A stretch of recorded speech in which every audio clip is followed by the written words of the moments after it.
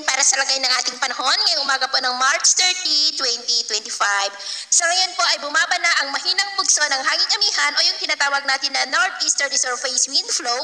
at umaabot na hanggang dito po sa northern Luzon habang mayroon pong shear line na nag-i-extend ngayon dyan sa may Bicol region at easterlies ang umiiral sa may Visayas at Mindanao. At sa ating naman pong long range forecast ay wala naman pong namamataan na bagyo na tatawid sa ating kalupaan for the next 2 weeks pero hindi pa rin inaalis ang posibilidad na may mabuong sama ng panahon sa malapit sa ating bansa at ang development ng mayan ang atin pong babantayan. At sa lagay ng ating panahon, ngayong madaling araw ay maayos ang panahon sa malaking bahagi ng ating bansa pero may tsansa po ng mga isolated rains sa ilang bahagi ng Cagayan, Quezon, Lobo, Bicol Region, Calapan, Marinduque, Romblon, Northern Palawan, Eastern Samar, Leyte, Dinagat Island, Davao, Zamboanga, Basilan, Holosulu at Tawi-Tawi. At mamaya po,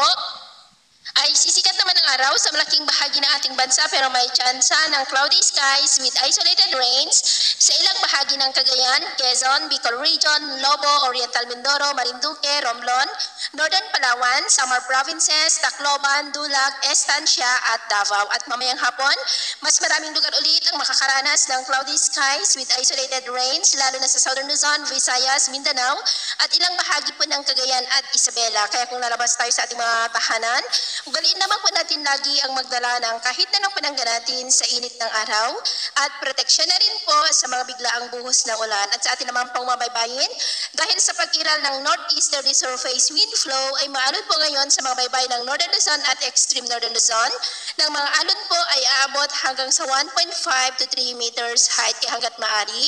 ay iwasan na po muna natin ang papalaot dyan sa mga may kulay pula para mas makaiwas sa mga sakunang